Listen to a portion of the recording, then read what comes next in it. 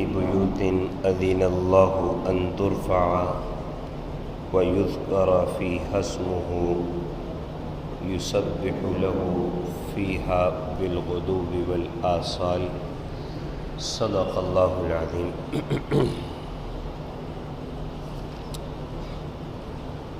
آیت کریمہ میں اللہ تعالی جو بات ارشاد فرما رہے ہیں اس کا مفہوم یہ ہے کہ اللہ کے گھروں میں ایک کام تو یہ ہے کہ اللہ کے گھروں کو تعمیر کیا جائے اور گندگیوں سے نجاستوں سے اللہ کے گھر کو پاک رکھا جائے اور اللہ کے گھر میں اللہ کا ذکر جاری ہو صبح و شام۔ یہ اللہ کے گھر کا عمل ہے۔ اس آیت کریمہ میں اللہ عز و جل نے فی بیوتن کا لفظ ارشاد فرمایا تو فرماتے ہیں کہ اس سے مراد مساجد ہے کہ مسجدوں میں ایک تو یہ ہے کہ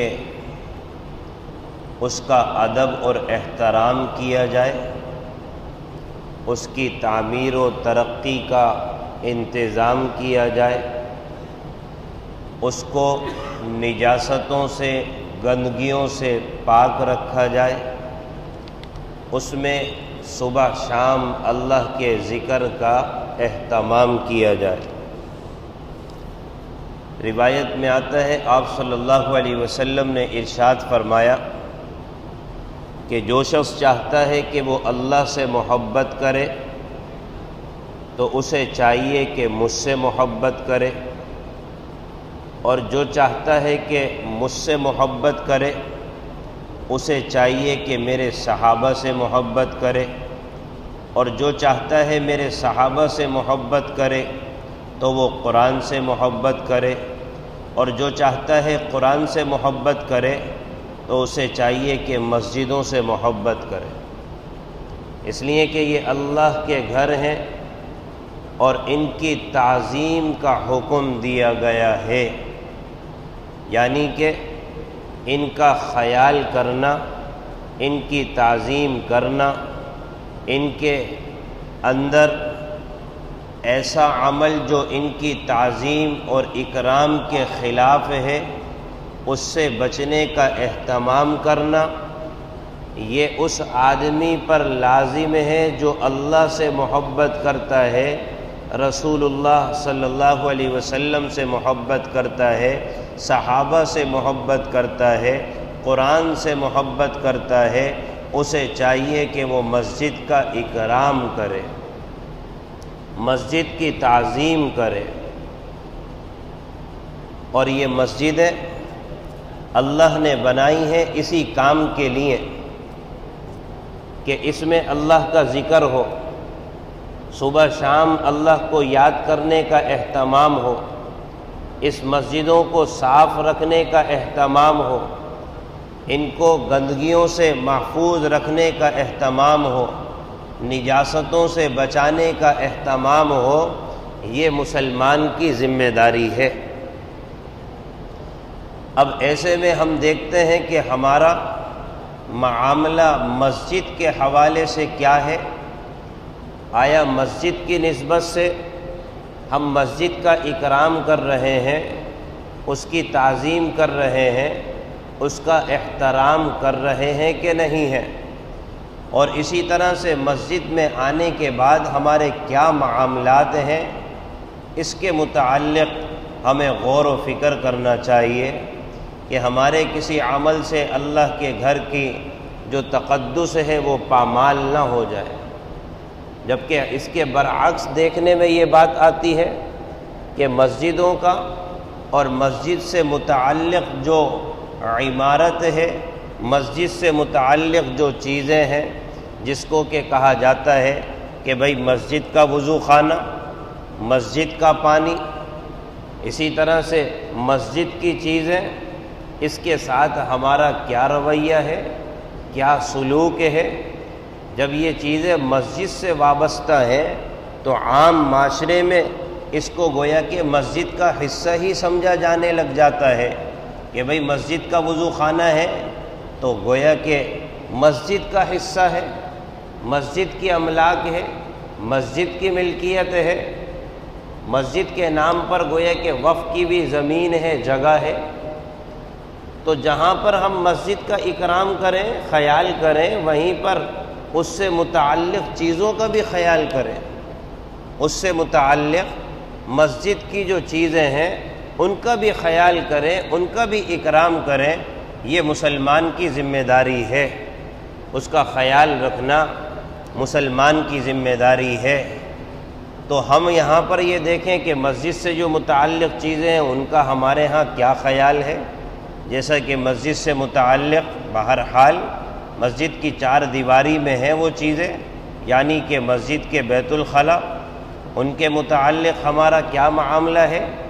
آیا ہم ان کو ایسا ہی صاف ستھرا رکھنے کی کوشش کرتے ہیں جیسا کہ اپنے گھر کے باتھ روم کو صاف رکھنے کی کوشش کرتے ہیں، یا پھر یہی نظریہ ہے کہ نہ کوئی دیکھنے والا ہے نہ کوئی پوچھنے والا ہے، جس طرح سے چاہیں برتیں، استعمال کریں، جیسے چاہیں ان کے ساتھ سلوک کریں؟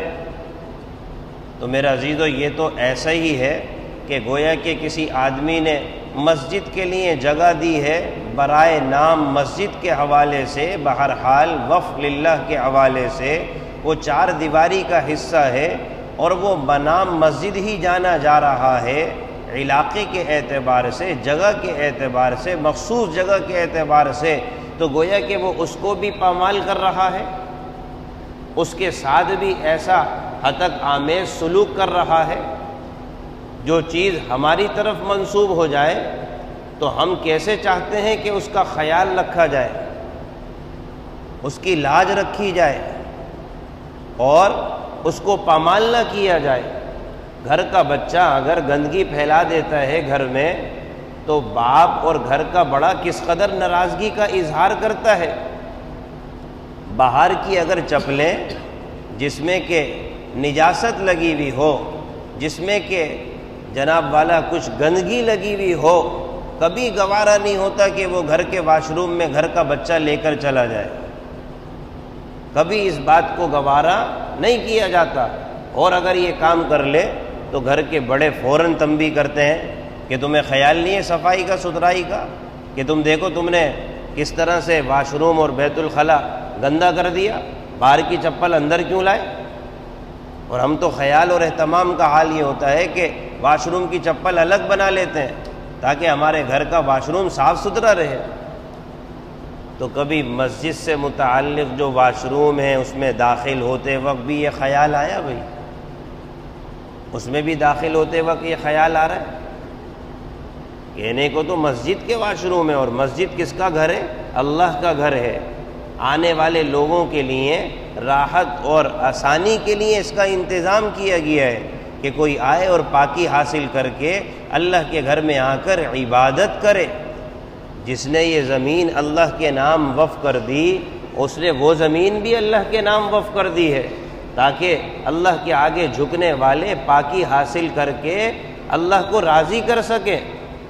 اور اس جگہ کے ساتھ جو ہمارے معاشرے میں سلوک ہوتا ہے، آدمی دیکھتا رہ جائے۔ مسجد کے واش روم کا جو حال ہوتا ہے، اس کے در و دیوار کا جو حال ہوتا ہے، آدمی کا بیٹھنا دشوار ہو جاتا ہے۔ وہاں پر جناب والا کبھی اس دیوار پہ کچھ لکھا جا رہا ہے، کبھی سامنے والی دیوار پہ کچھ لکھا جا رہا ہے۔ یہ لکھنے والے لوگ کون ہوتے ہیں؟ کوئی ایسی مخلوق تو نہیں ہے جو کہ غیر مرئی ہے، جو ہمیں نظر نہیں آتی، انسانی ہے جو آ کر یہ مسجد کے واش روم کا ستیہ ناش کر دیتے ہیں، اس کی حالت بگاڑ دیتے ہیں کہ آئے دن انتظامیہ کو رنگ کروانا پڑتا ہے طرح طرح کے نعرے بازی اور طرح طرح کی چیزیں، یہ مسجد کے واش روم کے ساتھ سلوک ہے۔ تو میرا عزیزو، یہ تو میں سمجھتا ہوں کہ اللہ کو یہ بھی ناراض کرنے کا سبب ہے سراسر۔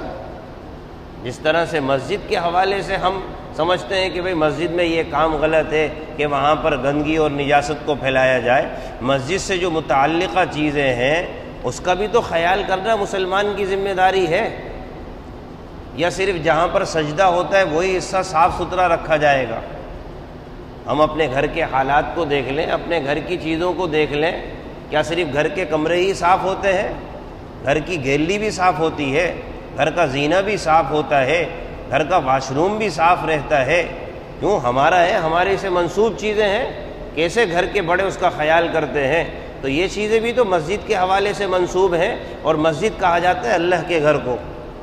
تو مسلمان کی ذمہ داری کہ یہاں پر لازم نہیں ہوتی اس کے اوپر کہ اس کا بھی خیال کرے۔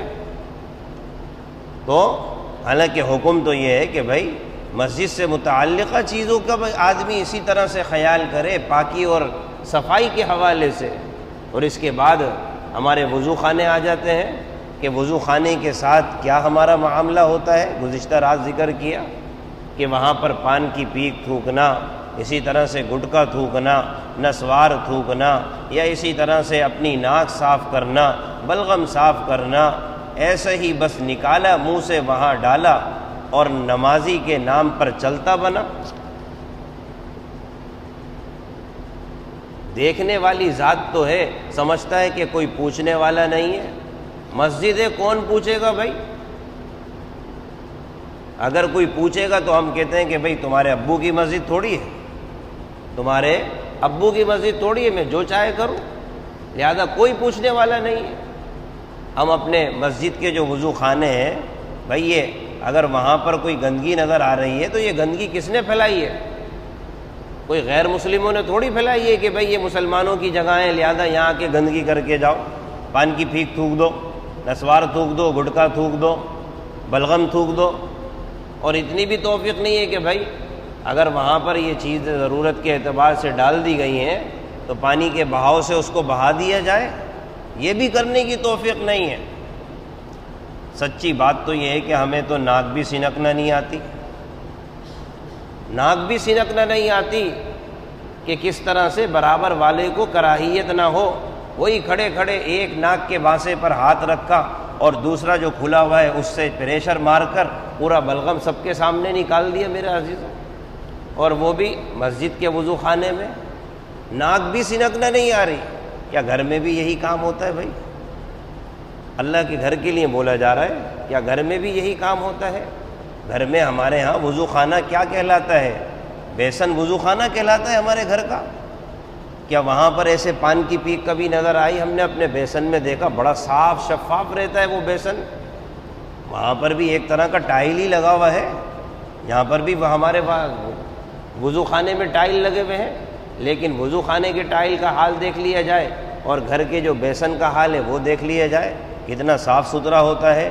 وہاں پر جیسے ہی پان کی پیک تھوکتا ہے تو پہلے سے نلکا جاری کر دیتا ہے، اتنا بھی اس کو گوارا نہیں ہوتا کہ پان کی پیک جو ہے وہ کچھ لمحے کے لیے گھر کے بیسن پہ باقی رہے، پہلے سے نلکا کھلا ہوا ہوتا ہے کہ جیسے جیسے پیک آتی رہتی ہے بہتی رہتی ہے۔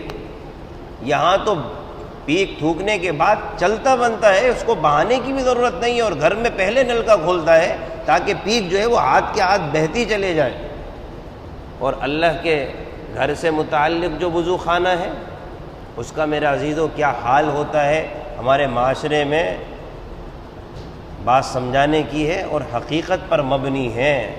وہیں پر نسوار پڑی ہوئی ہے، وہیں پر گٹکا پڑا ہوا ہے، وہیں پر ناک سنکی ہے وہ وہیں پر جم گئی ہے، اگلا آنے والا بیٹھتا ہے، کس قدر کراہیت اس کو ہوگی۔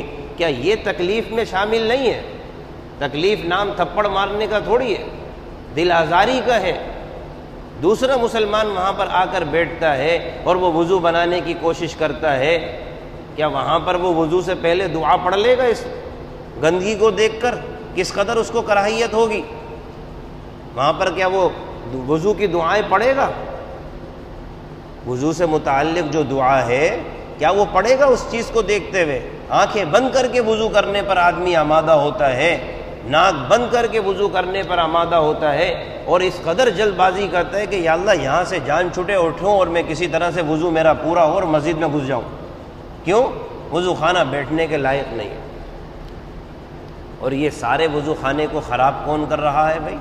کوئی نہ یہودی کر رہا ہے، نہ نصرانی کر رہا ہے، یہ مسلمان کر رہا ہے جو 5 وقت نماز پڑھتا ہے، آگے جھکتا ہے، سجدہ کرتا ہے اللہ کے آگے. تو اللہ کو غیرت نہیں آئے گی؟ میرے گھر سے متعلق چیزوں کی کس قدر بے حرمتی کر کے میرے آگے کہتے ہو یا اللہ معاف فرما دے، یا اللہ توبہ قبول کر لے، یا اللہ مغفرت فرما دے. کیا حال اور حلیہ کیا ہے اس گھر کا. اور جب گھر میں آنے لگے تو کبھی چپل جھاڑنے کی بھی توفیق نہیں ہوئی. وہی جو چپلیں جس میں نجاست لگی ہوئی ہے اس کو آپس میں تہ لگا کر آدمی مسجد میں لا رہا ہوتا ہے. مسجد میں قالین بچھے ہوئے ہیں، مسجد میں صفیں بچھی ہوئی ہیں، صاف ستھری مسجد ہے. کیا کبھی گھر میں بھی بھئی یہ بات ہوتی ہے؟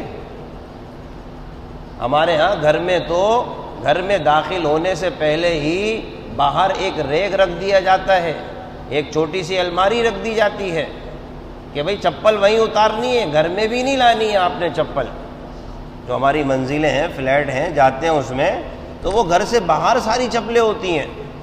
گھر کے اندر بھی چپل لانے کی اجازت نہیں ہے کہ بھئی گھر خراب نہ ہو جائے، گھر میں نجاست نہ آ جائے، گندگی نہ آ جائے. اور اللہ کے گھر میں نہ جھاڑنے کی توفیق ہوئی، نہ یہ دیکھا کہ باہر سے آ رہا ہوں، گٹر کی چپلیں ہیں، نجاست گندگی لگی ہوئی ہے، ایک طرف اتار دوں. نہیں، وہ لائے گا اسی حالت میں اور پھر مسجد کے اندر لائے گا. کوئی دروازے کا اوٹ دیکھے گا، اس کے پیچھے چپلیں چھپا دے گا اور خاموشی سے چپلیں لے جائے گا. اور جب خادم دروازہ پھٹا کر جھاڑو لگائے گا تو وہ عجیب صورتحال دیکھتا ہے کہ یا اللہ یہاں پر یہ کس قدر گندگی ہے. تو یہ ہمارا مسجد کے ساتھ بے حرمتی کا معاملہ ہے. در حقیقت مسجد کے ساتھ یہ بھی مسجد کے تعظیم کے خلاف ہے، یہ بھی مسجد کی تکریم کے خلاف ہے. اس لیے کہ ابھی اس آیت کی تفسیر میں بیان کیا کہ مسجدوں کی تعظیم کرنا اس میں شامل یہ ہے کہ مسجدوں کو نجاستوں سے صاف رکھا جائے، گندگیوں سے صاف رکھا جائے، اس کے متعلق چیزوں کو بھی صاف ستھرا رکھنا یہ مسلمان کی ذمہ داری ہے. مسجد کے در و دیوار کا خیال کرنا، مسجد کے نلکوں کا خیال کرنا، مسجد کے پانی کا خیال کرنا، ہر چیز کی ذمہ داری مسلمان پر ہے. یہاں بے دھڑک پانی کا استعمال کرنا، نلکے کا بند کرنا. گھر کے جو نلکے ہوتے ہیں کس قدر نرم اور نازک انداز میں ان کو بند کیا جاتا ہے، کہیں چوڑی جو ہے جناب والا فری نہ ہو جائے. چونکہ 1000 روپے سے تو کم نلکا نہیں ہے بھائی. کس قدر احتیاط ہوتی ہے. اور مسجد کے اکثر نلکے جناب والا بہتے ہوئے نظر آتے ہیں. کسی کے اوپر پتھر رکھا ہوا ہے، کسی پہ اینٹ رکھی ہوئی ہے، اور کسی کے اوپر کپڑا بندھا ہوا ہے، کسی کے اوپر ربڑ بندھا ہوا ہے. تو میرا عزیزو یہ کام کون کر کے گئے؟ بے دریغ اللہ کے گھر کی چیزوں کو استعمال کرنا کہ وہ نکارہ ہو جاتی ہیں، ذرہ برابر خیال نہیں ہوتا. حتیٰ کہ اگر کوئی پانی اس میں سے بہہ رہا ہے، ٹپک رہا ہے، تو آگے بڑھ کر اس کو بھی بند کرنے کی توفیق نہیں ہوتی کہ بھئی اللہ کے گھر میں یہ پانی جو ہے وہ بہہ رہا ہے. کبھی گھر میں ایسا ہوا کہ سنگ میں چھوٹے بھائی نے نلکا جو ہے وہ کھلا چھوڑ دیا ہو اور وہ 1 گھنٹے تک کھلا رہے؟ وہ لمحوں میں بند ہو جاتا ہے. اور اللہ کے گھر کے جو وضو خانے ہیں اس کا حال ہم اور آپ اچھی طرح سے جانتے ہیں. وہاں تو سارے نلکے ہی فری ہو جاتے ہیں، ایسے جاری ہو جاتے ہیں کہ اب جناب والا ہر آدمی کہتا ہے کہ بھئی اس نلکے کو تو چھیڑو ہی نہیں، ذرا سا چھیڑا یہ تو بہنا شروع ہو جائے گا. اور پھر کیا ہے بھئی، سارا وبال کس پر آتا ہے؟ انتظامیہ مسجد پر، کہ بھئی ان کو خیال نہیں ہے کہ ایک نلکا تبدیل کروا دیں. اس سے بڑھ کر تو استعمال کرنے والے کو خیال کرنا چاہیے. ہمارے گھر میں لگے ہوئے نلکے کیا ہر مہینے تبدیل ہو جاتے ہیں؟ ہر مہینے کیا تبدیل ہو جاتے ہیں؟ لیکن مسجدوں کا حال میرے عزیز و ہم اور آپ جانتے ہیں. یہ بھی در حقیقت مسجد کی بے اکرامی ہے. اور ایک بے اکرامی میں دوسرا ہمارا یہ عمل ہے کہ مسجد میں آنے کے بعد عبادت کے ساتھ ساتھ ہمارا اللہ کے گھر کی بے اکرامی اور ناقدری اور اس کی حرمت کو پامال کرنا، اس میں ہمارا عمل ایک کیا ہوتا ہے؟ مسجد میں بیٹھ کر آزاد ہو جانا، مسجد میں بیٹھ کر آزاد ہو جانا، آزادانہ گفتگو، جو منہ میں آئے بول دیا۔ یہاں تک کہ میرے عزیزوں مسجد میں گالی بکنا بھی یہ اب مسلمان پر مشکل نہیں رہا۔ حالانکہ غصہ تو آتا ہے تو باہر آدمی کے بھی گالی منہ سے نکل گئی، اب تو غصہ اتنا بے قابو ہو گیا کہ اگر مسجد میں بھی وہ آیا نا تو ماں بہن کی گالیاں مسجد میں بھی شروع ہو جاتی ہیں۔ عام طور پر مسلمان کا کس کے گھر میں ہو بھائی، کہاں ہو، یہ گھر کس کی طرف منسوب ہے، قطع نظر اس سے بس ایک دم پارا چڑھا، جو منہ میں غلاظتیں آئیں وہ نکال دی، جو غلاظتیں منہ میں آئیں وہ نکال دی بس۔ اللہ کا گھر، اللہ کے گھر کی تعظیم، اور اس سے نچلے درجے میں بات آ جائے تو مسجد میں بیٹھ کر دنیا کی باتیں، بے دریغ گفتگو، بلند آواز سے بات کرنا۔ کیا ہے صورتحال؟ جیسے ہی نماز ختم ہوتی ہے، جیسے ہی نماز ختم ہوتی ہے، بعض لوگوں کا حال یہ ہے کہ فوراً گفتگو کرنا شروع کر دیتے۔ آدمی برابر والا کہتا ہے کہ بھائی کم سے کم سنتیں تو پڑھنے دو، یار آپ نماز ختم ہوتے ہی لگ گئے، اتنا بھی آپ کو وقت نہیں مل رہا کہ کسی کو 2 سنتیں پڑھنی ہے، بعد میں کسی کو 4 سنتیں پڑھنی ہے۔ یہاں تو جیسے ہی نماز سے فارغ ہوتے ہیں سب سے پہلے موبائل نکلتا ہے، سب سے پہلے موبائل نکلتا ہے۔ اور اللہ حفاظت فرمائے جب تک کہ تکبیر کا وقت شروع نہیں ہو جاتا اس وقت تک بھی موبائل میں لگا ہوا ہے، تکبیر ہونے کے قریب ہو رہی ہے پھر موبائل بند کر کے امام کے ساتھ اللہ اکبر کہہ کے شامل حال ہو رہا ہے۔ عجیب صورتحال۔ اور نماز کے فوراً بعد یا تو موبائل یا تو آپس کی باتیں، آپس کی گفتگو، یا بعض لوگوں کا حال یہ ہوتا ہے نماز پڑھتے ہی مجتمع ہو جاتے ہیں، نماز پڑھتے ہی جناب والا آپس میں ٹولیوں کی صورت میں بیٹھ جاتے ہیں، آپس میں ٹولیوں کی صورت میں بیٹھ گئے اور آپس میں باتیں کر رہے ہیں۔ ایسا معلوم یہ ہوتا ہے کہ نماز کے بعد سب سے پہلے باتیں کرنا یہ کوئی فضیلت کا عمل ہے، کہ فوراً نماز کے بعد ٹولیوں کی صورت میں بیٹھے اور دنیا کی باتیں مسجد میں کر رہے ہیں۔ سنتیں جب گھر پہ جانے کا وقت آیا تو ساتھی سے کہتا ہے یار 2 سنتیں رہ گئی ہیں وہ تو پڑھ لیں، ہاں بھائی چلو پڑھ لو، اور وہ 2 سنتیں دے مار 4:30 ختم کی اور بس نکل گئے گھر پر۔ حالانکہ سنتوں کا حکم کیا ہے؟ اہل علم سے پوچھا جائے نماز کے متصل پڑھنے کا حکم ہے، سنتیں نماز کے متصل پڑھنے کا حکم ہے۔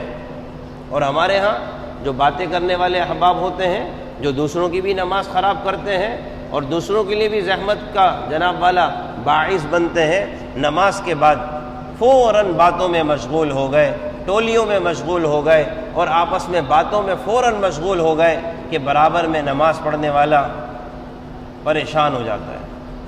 اور مسجد میں باتیں کرنا ذرا مشکل ہوتا ہے تو پھر کیا ہے بھائی، جیسے ہی نماز سے فارغ ہوئے صحن کی طرف بھاگے،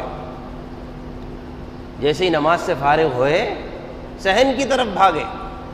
حکم تو یہ ہے کہ جہاں نماز پڑھی ہے اس سے ذرا ہٹ کر سنتیں پڑھو، تاکہ یہ جگہ بھی آپ کے لیے شہادت بن جائے، برابر والی جگہ بھی شہادت بن جائے۔ لیکن باہر جانے کی وجہ عام طور پر کیا ہے بھائی، الا ماشاء اللہ کہ بھائی وہ فلاں ساتھی کو وقت دیا تھا عشاء میں ملنا، صحیح ہے بھائی، فلاں ساتھی کو وقت دیا تھا عشاء میں ملنا، وہ پیچھے آئے ہوا ہوگا، وہ پیچھے آئے ہوا ہوگا، لہذا فوراً نماز ختم کرتے ہی اس کے انتظار میں رہتے ہیں، آجو باجو دیکھ رہے ہیں کہ بھائی کہاں ہے کہاں نہیں بیٹا۔ کیوں؟ اس لیے کہ ہماری ملاقات کا جو مسکن ہے، جگہ ہے، وہ تو مسجد ہے۔ ہم ایک دوسرے کو کہتے ہیں کہ بھائی عشاء کی نماز میں مل لینا، ظہر کی نماز میں مل لینا، عصر کی نماز میں مل لینا، باتیں وہاں کر لیں گے، جو معاملات ہیں وہاں پر دیکھ لیں گے۔ عصر کی نماز میں مل لینا، یہ ہمارے معاشرے میں ایک دوسرے کو وقت دیا جاتا ہے، اور پھر مسجد میں آ کر بیٹھ کر جو باتوں پہ باتیں آدمی پریشان ہو جاتا ہے کہ بھئی اللہ کے گھر میں بیٹھے ہوئے ہو، کہاں پر بیٹھے ہوئے ہو؟ جو دنیا کی باتیں، اللہ حفاظت فرمائے۔ اس لیے کہ میں نے کہا تھا کہ یہ بیٹھنے والے عام طور پر کیا کر رہے ہوتے ہیں؟ عام طور پر کوئی ایسا تو نہیں ہے کہ فضائل اعمال لے کر بیٹھے ہوئے ہیں یا بیشتی زیور لے کر بیٹھے ہوئے ہیں، کسی مسائل پر تحقیق ہو رہی ہے، ایسا تو ہوتا ہی نہیں عام طور پہ۔ ٹولیوں کی صورت میں بیٹھتے، نبی اکرم صلی اللہ علیہ وسلم نے ارشاد فرمایا کہ دیکھو میری امت میں آخر میں ایسے لوگ آئیں گے جو مسجد میں ٹولیاں لگا کر بیٹھیں گے اور دنیا کی سراسر باتیں کر رہے ہوں گے۔ آپ نے فرمایا ان کے پاس جا کر مت بیٹھنا، اللہ کو ایسے لوگوں کی کوئی پرواہ نہیں ہے۔ یہ مسجد میں آ کے کس کو راضی کر رہے ہیں؟ اللہ کو ان کی کوئی ضرورت نہیں ہے۔ یہ مسجد میں آ کر اللہ کے گھر کی حرمت کو پامال کر رہے ہیں۔ حکم تو یہ ہے کہ مسجد میں خاموش رہا جائے، اور ان کا کام یہ ہے جناب والا فوراً نماز ختم ہوتی ہے اور ٹولیاں لگا کر بیٹھ جاتے ہیں۔ اچھے خاصے بھلے افراد کا یہ حال ہوتا ہے میرے عزیزو۔ ایک تو ہوتا ہے کہ بہت ہی ضرورت کی کوئی بات کرنی ہے تو کر لی، نہیں، یہاں تو جب اشراق کے وقت دروازہ بند ہو رہا ہوتا ہے اس وقت باتیں ختم ہوں گی تو پھر اشراق 2 پڑھتے ہوئے نکل کے باہر چلے گئے۔ فجر کے بعد سے جو بیٹھے اشراق تک گپے لگ رہی ہے، عشاء کے بعد سے جو بیٹھے گپے لگ رہی ہیں۔ کتنے افراد آ کر کہتے ہیں کہ امام صاحب پیچھے علاقے میں تو نماز پڑھنا ہی دشوار ہے، صحن میں تو نماز پڑھنا ہی دشوار ہے، پچھلے برآمدے میں تو نماز پڑھنا ہی دشوار ہے۔ ایک مجمع جا کر پیچھے ایسے بیٹھتا ہے ٹولیوں کی صورت میں کہ جناب والا گھنٹوں گفتگو کرتے رہتے ہیں، گھنٹوں باتیں کرتے رہتے ہیں، مستقل باتیں کرتے رہتے ہیں کہ بیٹھنا دشوار ہو جاتا ہے۔ تو پھر وہ حدیث مبارکہ ہر ایک یاد کر لے اور جا کر سنا دے بھائی۔ اگر ایسی صورتحال ہو کہ اس کے لیے عبادت کی زحمت بن رہی ہو کہ فرشتہ بات کرنے والے سے کہتا ہے، جب آدمی دنیا کی بات مسجد میں کر رہا ہوتا ہے، ارے اللہ کے بندے خاموش ہو جا، اللہ کے بندے خاموش ہو جا، دعائیں دینے کا اہتمام کرتا ہے اور پھر بھی یہ دنیا کی باتیں کرتا ہے تو کہتا ہے کہ اے اللہ کے وہ بندے جس پر اللہ کا غضب ہے، خاموش ہو جا۔ پھر بھی باتیں کر رہا ہوتا ہے تو کہتا ہے کہ اللہ کی طرف سے تیرے اوپر رحمت کی دوری ہو، یعنی کہ پھٹکار ہو، گویا کہ خاموش ہو جا، یہ اللہ کا گھر ہے، اللہ کے گھر کی لاج رکھ لے۔ تو یہاں پر بھی ذرا اللہ نے اپنا گھر اس لیے نہیں بنایا، گپوں کے لیے نہیں بنایا، باتوں کے لیے نہیں بنایا۔ ہم کتنا وقت اللہ کے گھر کو دے دیتے ہیں، اس میں سے آدھا تو باتوں میں لگا دیتے ہیں۔ مشکل سے 15-20 منٹ کے لیے مسجد میں آئے اور 10 منٹ باتیں کی اور 10 منٹ نماز پڑھی۔ 24 گھنٹے میں سے 5 نمازیں فرض ہیں، 5 نمازیں فرض، آدھے گھنٹے کے لیے آئے، 4 فرض پڑھے، اس کے بعد 2 کھٹ سے 2 سنت پڑھی، 3 وتر پڑھے، اور کتنا وقت بچ گیا بھائی؟ آدھے گھنٹے کے لیے آئے تھے، لہٰذا 15 منٹ باقی ہیں، آرام سے بیٹھ کے 15 منٹ باتیں کر کے رخصت ہوں گے۔ اللہ کے گھر کی بے حرمتی ہے۔ جب نبی نے منع کر دیا اور کہا نا کہ یہ وہ گھر ہیں، یہ اللہ کے ہیں، ان کی تعظیم کا حکم ہے۔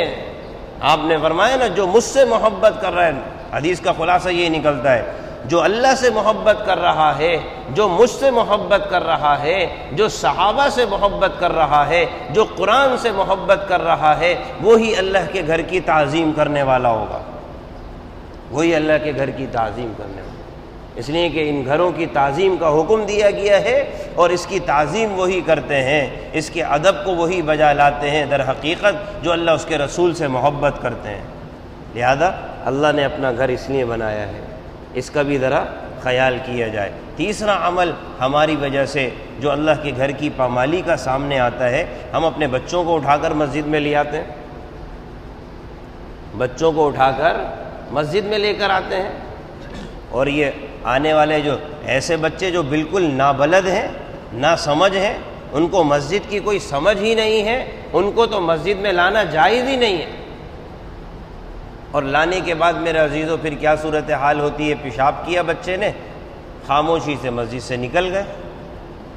اتنا بھی نہیں ہوا کہ خادم کو بتا دیں کہ بھائی یہ بچے نے پیشاب کر دیا ہے، ایسا نہ ہو کوئی اور آ کے یہاں سجدہ نہ کرے، کوئی اور آ کے یہاں نماز نہ پڑھے، یہ جگہ ناپاک ہو گئی ہے بھائی۔ اب بچے کی وجہ سے اگر شرم آ رہی ہے تو بچے کو لائے کیوں؟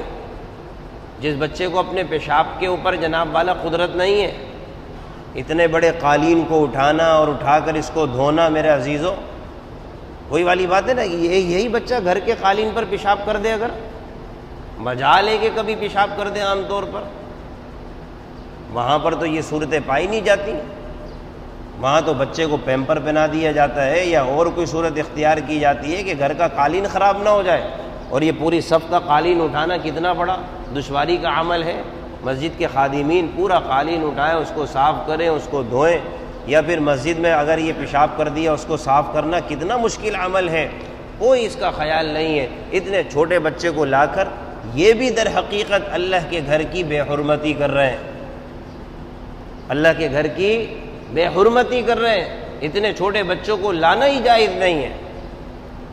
ہاں وہ بچہ جس کو پیشاب کے روکنے پر قدرت ہو، تھوڑی بہت سمجھ ہو، 7 سال سے 11 سال تک کی عمر ہو، اور وہ تھوڑی بہت مسجد کو اور نماز کو سمجھتا ہو، علماء نے فرمایا ان کو لانا تو جائز ہے، اور نہ لانا پھر بھی بہتر ہے، نہ لانا پھر بھی بہتر ہے۔ اور پھر تیسرے جو قریب البلوغ ہیں، بالغ ہونے کے قریب ہیں، ہاں ان کو مسجد میں لایا جا سکتا ہے، ان کو مسجد میں لایا جا سکتا ہے۔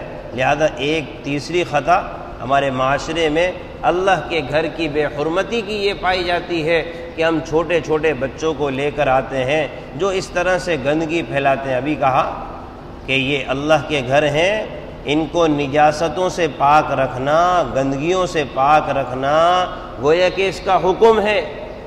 ان ترفع کی تشریح میں اہل علم نے یہ بات بھی نقل کی ہے کہ اس گھر کو تعمیر کی ضرورت ہو تو تعمیر بھی کیا جائے، اور اللہ کے گھر کو نجاستوں سے محفوظ رکھا جائے، گندگیوں سے محفوظ رکھا جائے۔ لہذا سمجھ لیا جائے کہ اللہ کا گھر جو ہے وہ اللہ کے گھر کا مطلب یہی ہے کہ یہاں پر اللہ کو راضی کیا جاتا ہے، ذکر و اذکار کیا جاتا ہے، قرآن پڑھا جاتا ہے، یہاں پر جناب والا نماز پڑھی جاتی ہے۔ یہ مسلمان کی ذمہ داری ہے۔ اللہ عمل کی توفیق نصیب فرمائے۔